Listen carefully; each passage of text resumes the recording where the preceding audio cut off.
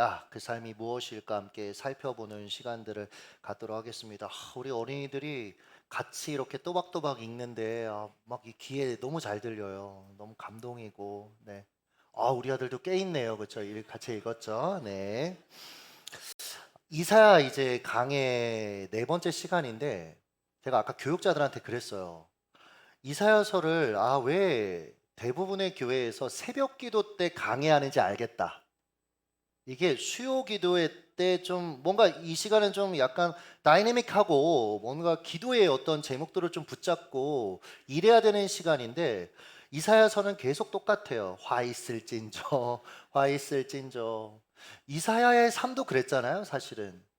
심판을 선포해야 되는 그 선지자의 삶이 그러니까 여러분 요즘 저는 아브라함 이렇게 공부하면서 여러분들하고 같이 말씀 전하면서 되게 재밌거든요. 여러분도 그렇잖아요. 아브라함의 삶은 이게 막 업됐다가 다운됐다가 막 반전도 있고 너무 재밌잖아요. 막 우리 삶 같고. 근데 이사야서는 계속 화 있을진저. 실제로 쇠락해가고 몰락해가고 그리고 이미 갈 때까지 타락한 그 백성들의 모습. 재미없어요, 사실은. 그러니까 말씀을 전하면서도 사실은 이게 뭔가 재밌지는 않다. 때로는 좀 괴롭다. 이런 생각을 하면서 그래서 이거 어떻게 해야 될지 요즘 아주 난감하다. 뭐 이제 이런 얘기를 하다가 기도하면서 그런 생각이 드는 거예요. 하나님이 바라보신 우리 삶이 이렇겠다. 그러니까 하나님은 선지자를 보내서 계속해서 돌아오라고 그 삶을 고치라고 말씀하시는데 근데 그 당시의 백성들은 자기들 나름대로 진지하게 살았고 열심히 살았을 거예요, 여러분. 우리만 내 삶을 귀하게 여기고 진지하게 여기고 골몰하면서 사는 게 아니란 말이죠. 그들도 웃고 울 수 있는 여러 가지 에피소드들 있었을 거예요. 주변에 사랑하는 사람들도 있었고요. 근데요, 각자는 내 삶이 특별하다고 생각하지만 하나님 보실 때는 똑같은 거예요. 계속 하나님 앞에 범죄함으로 하나님을 떠남으로 계속해서 살아가는 점철된 자기 중심적인 어떤 삶. 아, 하나님 보실 때 얼마나 재미없을까 우리 삶이. 우리는 우리의 삶을 스페셜하다고 끊임없이 하나님 앞에 이야기하고 주장하고 그러니까 날 좀 봐달라고 얘기하지만 하나님 보실 때 우리의 인간의 삶이 참 거기서 거기겠구나. 하나님의 마음이 참 아프겠구나. 크리스찬인 우리들조차 거기서 거기로 그리스도 예수의 은혜를 입었음에도 불구하고 그렇게 여전히 그런 것들을 추구하며 뻔하게 산다면 하나님의 마음이 어떨까 이런 마음이 느껴지면서 너무 마음이 아픈 거예요. 너무 회개가 되는 거예요. 그래서 다시금 용기를 내서 이사야 이제 5장을 여러분에게 강의할 수 있게 됐다. 뭐 이제 이런 얘기를 하는 겁니다. 시작하면서 청소년 사역을 한창 하던 시기 얘기를 좀 들려드릴게요. 한 아이가 갈 곳이 없다고 저한테 찾아와서 몇 주 좀 신세 좀 지면 안 되겠냐고 전사님 집에서 이렇게 얘기를 하는 거예요. 근데 얘가 평소에 행실이 별로 좋지 않았어요. 그러니까 굉장히 거들먹거리기도 했고 사실 굉장히 불량한 그래서 차라리 교회 다닌다는 얘기를 안 했으면 좋겠다 싶을 정도의 그런 친구였습니다. 그래서 망설여졌어요. 그러나 이런 마음도 있는 거예요. 요번 기회에 나하고 좀 같이 생활하면서 얘의 삶이 좀 변화될 수 있다면 그렇다면 이게 또 하나님 주시는 기회가 아닐까? 섬김의 기회가 아닐까? 그래서 정말 큰맘 먹고 허락했습니다. 그럼 같이 지내자.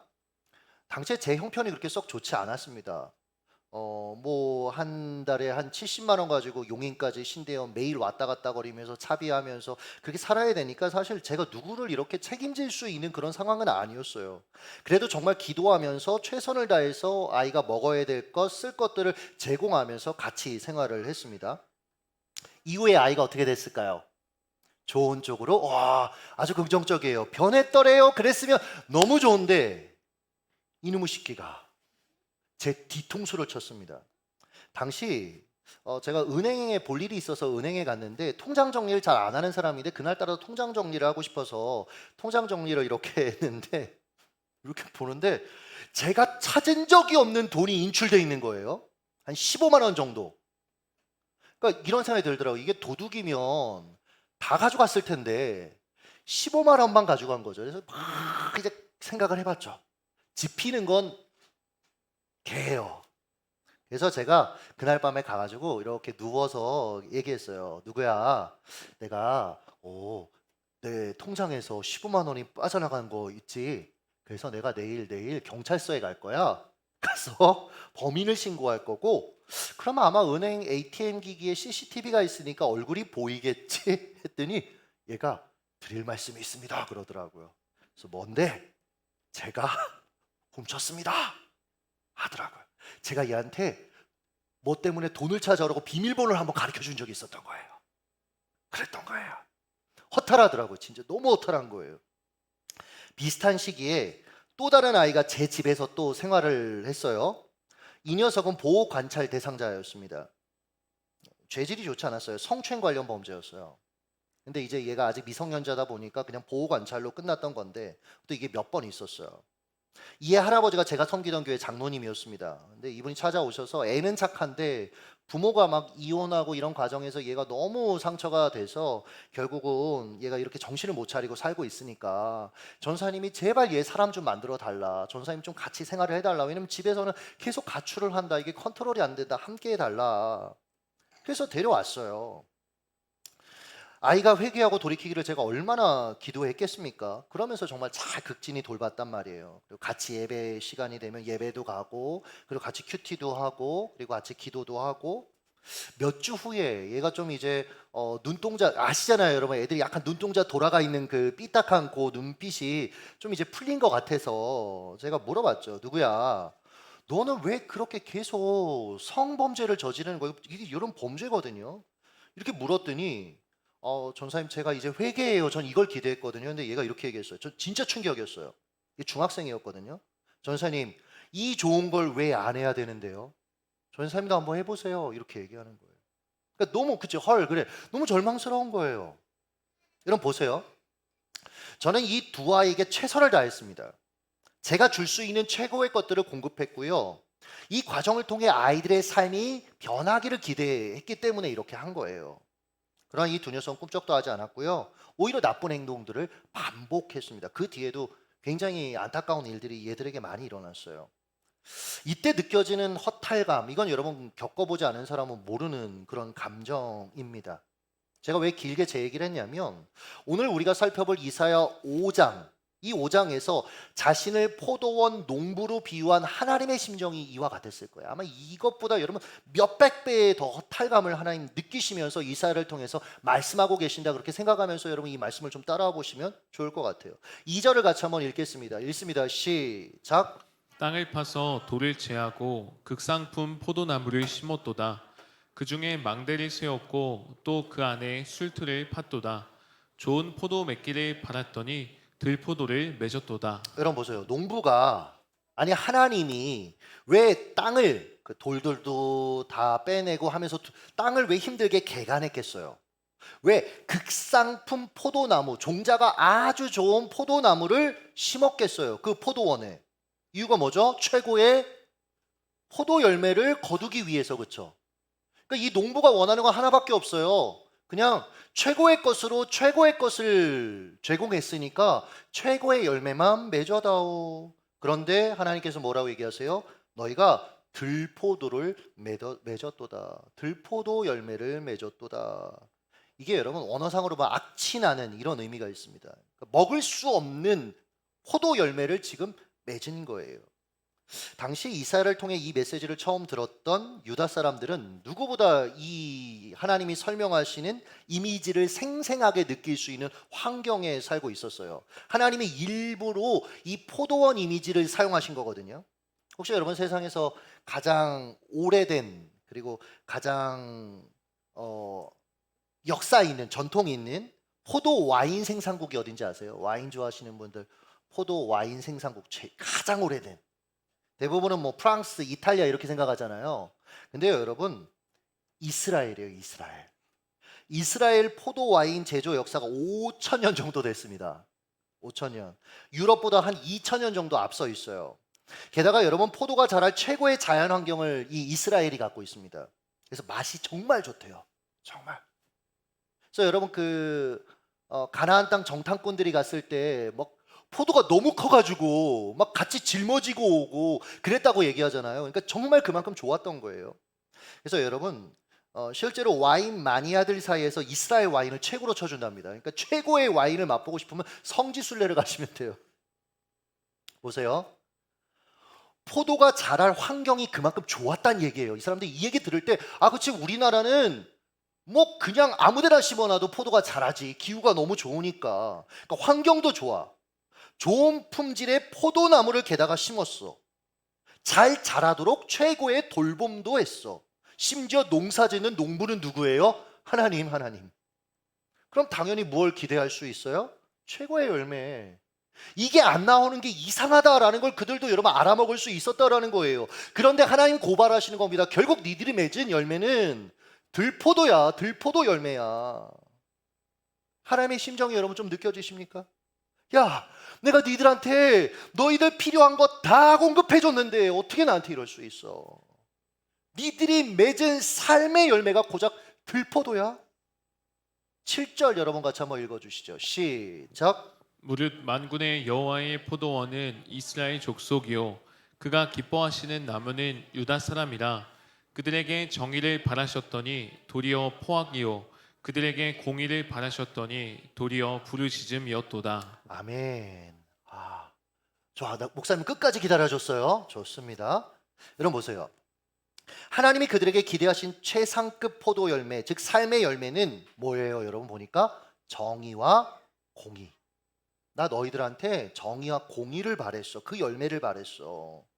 그들이 하나님 주신 그 달란트와 자원을 가지고 그 무궁무진한 기회를 활용해서, 여러분 성경에서 정의 공의가 나오면 항상 뭐가 따라 나오냐면 사회적 약자들을 향해서 돌봤는가? 착취하지 않았는가? 이게 항상 따라가요, 여러분. 여러분 성경의 가장 큰 계명이 하나님 사랑, 이웃 사랑이잖아요.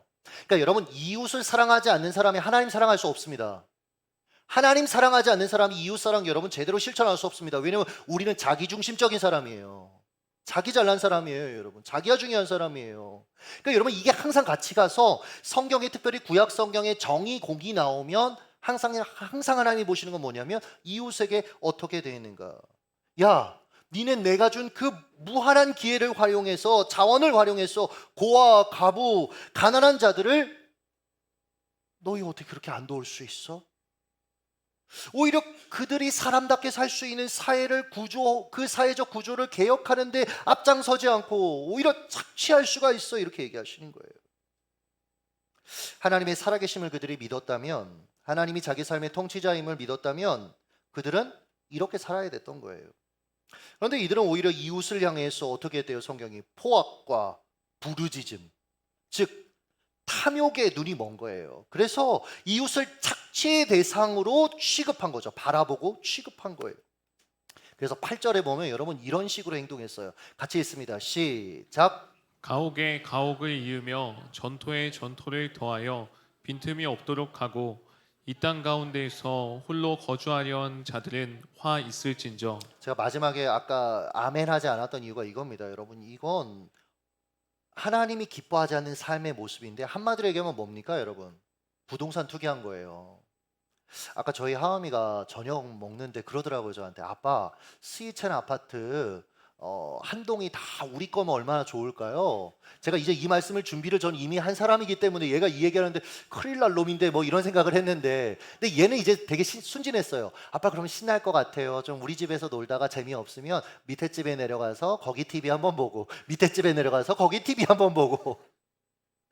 근데 여러분 이런 마음으로 이 사람들이 가옥에 가옥을 이었다가 아니잖아요, 여러분. 아예 이런 순수함이 아니잖아요. 쉽게 얘기하면 여러분 부동산 투기한 겁니다. 이미 충분히 가졌어요. 여러분 우리가 아무리 넓은 집에 살아도, 저는 연예인들 어떤 뭐 집 같은 거 이렇게 TV에서 보여주면 안 보거든요. 왜 안 보냐면 여러분 그런 삶을 자랑하는 이 시대가 얼마나 여러분 하찮은 가치를 가졌는가라는 생각을 우리는 해야 돼요. 사실은 여러분 정말 하찮은 짓을 하고 있는 겁니다. 자랑할 게 없어서 여러분 집이 어떤지 그걸 여러분 자랑하는 시대가 돼. 부끄럽게 여겨야죠. 오히려 어떤 면에서는 그냥 이런 보세요. 막 방이 엄청나게 많아요. 근데 여러분 그래도 결국 누울 자리는 하나밖에 없어요. 그렇잖아요, 여러분. 한 시간은 첫 번째 방 침대에서 자고 다시 깼다가 두 번째 방에서 자고 이럴 수 있습니까? 아니요, 여러분. 오히려 여러분 너무 넓어서 남편과 아내의 관계가 멀어지고 자녀와 부모의 관계가 멀어지고 여러분 이런 일들이 사실은 얼마나 많이 있어요. 이미 충분히 가셨습니다. 근데 오늘날로 얘기하면 시세 차익을 극대화하기 위해서 땅 투기하고 아파트 투기한 거예요, 그 당시에 사람들이. 여러분 이렇게 되면 문제가 뭡니까? 그 사람이 잘 먹고 잘 사는 데 끝나지 않습니다. 누군가는 희생돼야 돼요. 누군가가 지나치게 많이 쌓아 올린다면 누군가는 그걸 깔아줘야죠. 누군가는 희생의 눈물을 흘렸어야 되는 겁니다. 이 지점이 여러분 결국 가난의 문제와 연관되어 있어요. 성경이 그래서 가난의 문제를 항상 얘기하는 겁니다, 우리에게. 왜 가난이 생길까요? 정말 노력하지 않기 때문에 가난한 겁니까? 한때 이런 생각들이 만든 대표적인 제도가 17세기에 영국의 구민법이잖아요. 가난을 해결할 수 없어서 정부의 지원을 받는다. 오케이, 지원해 줄게. 근데 그 사람들의 이마에 낙인을 찍었잖아요. 그 도구예요, 여러분. 저걸 이마에 찍었어요. 그리고 옷 같은 것도 여러분 다르게 입게 했습니다. 이런 얘기죠. 이 사람들은 게을러서 국가의 도움을 받고 있다. 부끄럽게 만들어서 뭔가 열심히 살 수 있는 어떤 동기부여를 하겠다라는 사실은 어이없는 발상이죠. 그러나 여러분 정말 가난하게 사는 이유가 게을러서 그 사람들의 어떤 문제이기 때문이라고 여러분 단정 지을 수 있을까요? 만약 우리가 이렇게 가정해 볼게요. 이번에 지진으로 최소 2,800명 이상 사망한 모로코에서 태어난 거예요. 보면 너무 마음이 아파요. 여러분 지진 당시 모로코 국왕은 어디 있었는지 아십니까? 프랑스의 자기 대저택에서 주무시고 계셨습니다. 모로코 국왕이 왜 프랑스에서 자고 있어요? 아니면 여러분 우리가 북아프리카 리비아에서 태어난 거예요. 이번 홍수로 현재까지 사망자가 5,300명을 돌파했습니다. 나라는 내전 중이어서 이들에게 실제적인 도움을 전혀 주고 있지 못해요.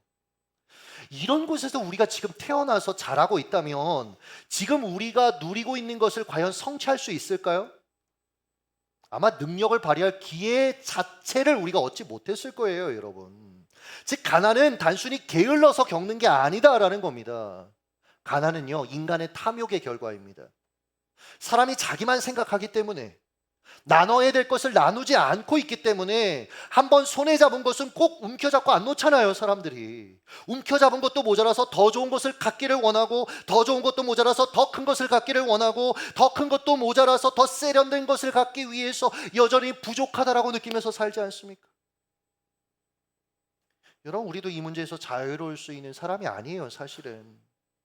우리 중 다수는 끼니 걱정하지 않습니다. 다만 나 자신이 주변 사람들만큼 못 누리고 못 가질까 봐 염려하죠. 걱정하죠. 그래서 여러분 우리는 예수 그리스도의 사람이라고 이야기하지만 더 소유하려고 해요. 더. 이렇게 살아가는 개인이 넘치는 사회가 여러분 어떤 모습이겠어요? 가난한 사람들 돌보는 것에 별 관심이 없는 겁니다. 내 것 바라보는 것만 해도 벅찬데 어디 힘들고 어려운 사람들 바라보겠어요? 위를 바라보겠죠. 내 것까지 손해보면서 이웃을 섬기는 일은 점점 희귀해지는 거예요. 희귀해지는 거예요. 한 통계에 따르면 코로나 기간 전 세계 99%는 소득이 줄었어요. 세계 10대 부자들의 자산은 2배 증가했습니다. 남성 억만장자 252명입니다. 여러분 2,500이 아니고 여러분 252명이에요. 이 252명이 아프리카, 남미, 카리브해 지역의 여성 및 소녀 10억 명이 가진 것보다 더 많은 부를 소유하고 있어요. 이건 여러분 정말 수치스러워야 되는 일들이에요. 1995년 인구의 상위 1%가 하위 50%보다 약 20배가 더 많은 부를 차지하고 있었고요. 가장 부유한 억만장자 20명이 탄소 배출을 하는 그 량, 이게 가장 가난한 10억 명의 사람들이 배출하는 양보다 평균 8,000배 더 많다라고 추정하고 있습니다. 이 기회에 여러 가지 통계를 좀 찾아봤는데 또 다른 통계를 보면 전 세계에 8억 명의 사람이 굶주림에 잠들고 있대요. 5살 이하 어린이 2억 명 정도가 식량 부족으로 체중 미달이라고 해요. 여기 있는 우리 아이들을 가지신 부모님들, 우리에게 이 아이들이 얼마나 소중해요. 조금만 아파도 여러분 우리가 이 아이들 돌보려고 얼마나 노력합니까? 근데 누군가의 아이는 식량 부족으로 체중 미달이고 매일 2만 4천 명의 사람이 굶주림 혹은 이로 인한 질병으로 죽어가고 있다라고 해요. 이게 여러분 우리 이웃의 현실인 거예요. 사실은 우리가 대한민국에 살고 있고 우리가 조금은 그래도 안정적으로 살고 있는 사람들과 함께 더불어 우리가 둘러싸여 살고 있기 때문에 우리가 잘 모를 뿐이지 사실은 이것이 여러분 내 옆에 있는 누군가의 현실일 수 있다라는 거죠. 그런데 사람들은 여전히 탐욕의 눈이 멀어서 늘 부족하다고 생각하는 거예요. 그리고 남보다 갖지 못했을 때 절망하면서 인생을 포기하고 밖으로 나오지 않으려고 하고 내 사회 구조도 문제입니다. 그러나 그들의 관점도 물론 그들이 어떻게든 일어설 수 있도록 우리는 더 사랑의 손으로 눈으로 바라보고 섬겨야죠. 그러나 여러분 뭘 지향하고 있는지는 사실 봐야 되는 거예요. 여러분 그래서 이웃사랑이 아니라 이웃을 희생시키는 쪽으로 유다 백성들이 삶의 열매를 하나님 보시기에 맺어가고 있었던 거죠. 하나님 계속해서 경고하셨거든요. 여러분 왜냐하면 다시 말씀드립니다. 하나님 사랑, 이웃 사랑 연결되어 있어요, 여러분. 하나님 떠나면 이웃 사랑 안 합니다. 하나님 떠나 있었던 거예요. 결국 하나님께서 25절 이렇게 말씀하십니다. 같이 읽습니다. 시작. 그러므로 여호와께서 자기 백성에게 노를 바라시고 그들 위에 손을 들어 그들을 치신지라. 산들은 진동하며 그들의 시체는 거리 가운데 분토같이 되었도다. 그럴지라도 그의 노가 돌아서지 아니하였고 그의 손이 여전히 펼쳐져 있느니라. 여러분 사실은 굉장히 두려운 말씀이죠. 그리고 실제로 유다 역사에 이 말씀은 그대로 이루어졌습니다. 그들은 겪었어요. 바벨론에 의해서 나라가 박살이 납니다. 완전히. 그리고 수많은 사람들, 특별히 사회 지도층들이 끌려가는 거예요. 포로로 끌려가는 거예요. 몇 차에 걸쳐서. 그러니까 여러분 남겨진 사람들은 거의 무정부 상태가 되는 겁니다. 지도자가 없는 거예요. 똑똑한 사람들이 없는 거예요. 절망이죠. 전쟁터에서 얼마나 많은 사람들이 죽어왔겠어요. 그들에게 이게 현실로 여러분 결국 이루어졌다니까요. 그러니까 여러분 이런 생각을 해봤어요. 이 이사야 5장을 하나님께서 이사야를 통해서 말씀하실 그 당시에 하나님은 이미 이들이 계속해서 하나님을 떠나서 하나님이 원치 않는 삶을 살았을 때 어떤 최후를 맞이할지 이미 알고 계신 분이잖아요, 하나님은. 그러니 하나님께서 하나 더 내가 더 얻으려고 이웃에게 피눈물을 흘리게 하면서까지 아둥바둥 살아가는 그 사람들의 모습을 보면서 어떤 기분이 드셨을까요? 그대 삶을 보면서 야 애쓴다, 야 노력하고 있구나. 아니요 여러분, 헛된 삶이다라는 헛된 삶.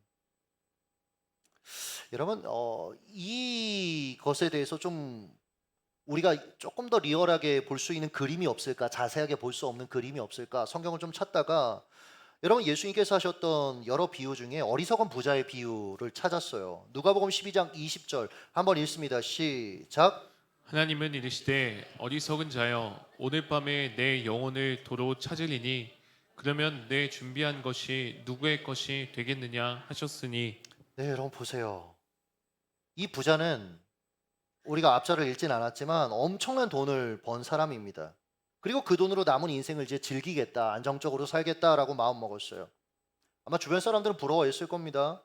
그러나 하나님 보시기에는 어떠냐면 한심했던 거예요. 한심했던 거예요. 그래서 뭐라고까지 얘기하시냐면 어리석은 자여, 어리석은 자여, 넌 어리석은 사람이야. 여러분 부자가 이 이야기를 들었다면 얼마나 당황스러웠을까요? 자기 이런 평가를 받아본 적이 없거든요. 살면서 아마 주변으로부터 성공한 사람이란 평가를 항상 받았을 겁니다. 큰 그림을 보고 어떤 대담한 사업상 결정을 내릴 수 있는 선견지명과 통찰, 결단력이 있는 사람이라고 사람들이 아마 추켜 세웠을 거예요. 여러분 중소기업 사장만 돼도 여러분 얼마나 위세가 대단한지. 그러나 하나님 보시기에 어땠을까요? 그는 그냥 자기만 생각하는 이기적인 사람이에요. 탐욕에 사로잡힌 사람일 뿐만 아니라 심지어 하나님 이렇게 얘기하시죠. 야, 오늘 밤에 내가 네 목숨을 걷어가면 그것들이 네 목숨을 지켜줄 수 있을 것 같아. 이렇게 물으셨어요. 너 죽음 이후의 삶에 대해서 준비돼 있어? 라고 물으셨어요. 그래서 넌 이 두 가지 다 지금 허송세월한 거야. 결국 너는 어리석은 인생이었어 라고 평가하시는 거죠. 안병동에서 근무하는 의사가 쓴 글입니다. 한 병실에 살 날이 뭐 2개월 남은 사람, 3개월 남은 사람, 그러니까 시한부 판정을 받은 환자들이 같이 이렇게 생활을 하고 있었는데, 그중 하나가 이제 무료화니까 여러 가지 궁리를 하다가 화투를 치자 이렇게 얘기를 했나 봐요. 하다 보니까 이제 판이 점점 커지는 거죠. 그래서 이게 점이 뭐 이렇게 조금 올라가는 거예요. 그러다가 한 사람이 2만 원을 딴 거예요. 2만 원. 이거 엄청 많이 딴 거잖아요. 그래서 이거 그 2만 원을 이렇게 들고 이야 막 이렇게 흔드는데, 그 모습을 이렇게 지나가다 의사 선생님이 보고 이렇게 글을 남겼어요. 따면 뭐하나, 2달 후면 죽을 건데.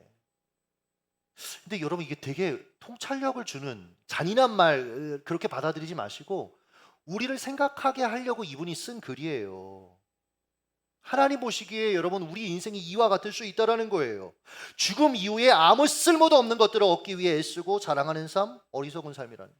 우리가 지금 에너지를 막 쓰고 있는 거, 뭐 누군가 갈등이 있어서 거기에 대해서 막 골몰하고 막 그것들에 대해서, 하나님 보실 때 여러분 어리석은 삶일 수 있는. 왜요 여러분? 그게 여러분 우리의 삶을 보장해 주는 게 아니죠. 죽음 이후의 삶을 여러분 보장해 주는 게 아니잖아요. 영원한 삶에 그게 남겠어요 여러분? 그것들이. 그러니까 어리석다라는 거예요. 그런 거 빨리 여러분 좀 털어내세요. 빨리 털어내세요. 그럴 필요가 있어요. 저도 어제 노예 시찰에 갔다가 그 노예 시찰에 나이 제일 많은 목사님이 갑자기 저를 저격하시더라고요. 살면서 이렇게 누군가가 나를 이렇게 저격하는 걸 정말 오랜만에 들어봤어요, 진짜로. 물론 제 이름은 얘기하지 않았어요. 목사님들이 모일 때는 양복을 입고 오시고. 근데 저를 교회에서도 안 힘든데 이 얘기를 막 하고 싶어서 제가 어떻게 했냐면, 그럴 때는 어르신이 그래도 말씀하시는데 버르장머리 없이 그러면 안 되잖아요. 그래서 거기는 그 포도 맛없었는데 계속 먹었어. 입을 막아야 됐어. 나중에 시찰장 목사님이 전화 오셔서 저한테 사과하시더라고요. 정말 미안하다고. 정말 미안하다고. 여러 번 얘기하셨는데 사실 본인이 얘기 안 했는데 그게 중요한 게 아니어서. 그래서 그러시냐고. 제가 그래서 아까 털어버렸어요. 하루 종일 기분이 안 좋긴 안 좋더라고요. 이게 그러니까 아무리 좋은 의미로 해도 여러분 웬만하면 서로 디스는 하지 마세요. 이게 좀 남아요. 좀 가더라고요. 이게 좀. 근데 털어내야죠. 자, 그렇다고 이제 그 목사님을 보면서 이제 앞으로 얼굴도 안 보고 이러면 안 되잖아요. 그렇죠? 더 섬기고 더 사랑하고 더 이렇게 고개 숙이고, 그렇게 대신 양복은 안 입고 뭐 그렇게 가겠죠. 여러분, 몇 년 전에 하은이가 자다가 깨서 엉엉 울었어요. 깜짝 놀란 저희 부부가 하은아 왜 그래 왜 그래 왜 그래 우는 이유를 물었더니 애가 이랬어요. 제가 아빠만큼 크면 아빠 엄만 죽는 거예요. 그러니까 전날 제가 죽음에 관해서 이렇게 성경의 이야기를 하면서 죽음에 관해서 설명해 줬는데, 그게 이 한 4-5살 된 아이한테는 충격이었던 거죠. 그리고 슬픔이었던 거예요. 요즘도 가끔 하음이 보면 그때 그 모습이 떠오르거든요. 그럴 때 반성하게 돼요, 저를. 나는 죽음이라는 문제 앞에서 아이처럼 진지하게 살아가는가? 죽음 이후에도 영원히 남을 것을 위해 나는 지금 살아가고 있는가?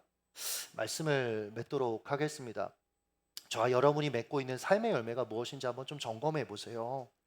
그리고 하나님이 여러분에게 기대하시는 열매가 무엇인지도 한 번 더 생각해 보세요. 그럼 내 삶을 어떻게 바꿔가야 될지. 여러분, 우리가 읽진 않았지만 5장 1절을 보면 하나님이 그 유다 백성들을 향하여 내가 사랑하는 자들, 내가 사랑하는 자들, 내가 사랑하는 자들 3번이나 얘기하시거든요. 사랑해서 모든 것들 최상으로 해줬는데 열매는 들포도였어요. 하나님 여러분 사랑하셔서 여러분에게 최고의 것을 주신 줄 믿습니다. 여러분 우리 각자에게 가장 최고의 것을 주셨어요. 근데 거기서 맺어내는 게 들포도라면, 되게 최고의 가정을 주셨는데 거기서 갈등이라는 들포도만 계속 맺는 거예요. 내게 하나님을 위해서 일할 수 있는 좋은 직장을 주셨는데 거기서 계속 원망이라는 들포도만 맺는 거예요. 하나님이 내게 물질을 주셨는데 그 물질을 가지고 나의 쾌락을 위해서, 우리가 읽진 않았지만 계속 거기서 나오는 게 뭐 계속해서 술 마시고 자기를 위해 다 하는 그런 쾌락의 어떤 행동들, 자기를 위해서 그렇게 여러분 살아간다면 하나님의 마음이 어떻겠어요 여러분? 그리고 그 삶이 과연 죽음 위에 우리의 삶을 지탱해주고 보장해줄 수 있을까? 물론 우리 여러분 구원받은 사람들이죠. 그러함에도 불구하고 분명히 하나님은 세마세요. 그 부분에 대해서, 삶에 대해서. 구원의 문제가 아니라 우리의 삶에 대해서 하나님은 반드시 셈하세요. 우리가 좀 그런 어떠한 하나님 앞에서의 마음들이 좀 우리 가운데 있어야 될 것 같아요. 그리고 이 시간 찬양할 때, 기도할 때 우리의 삶을 좀 돌아보면서 돌이킬 것을 돌이키는 저와 여러분 되시길 예수님의 이름으로 축복합니다. 같이 찬양하겠습니다.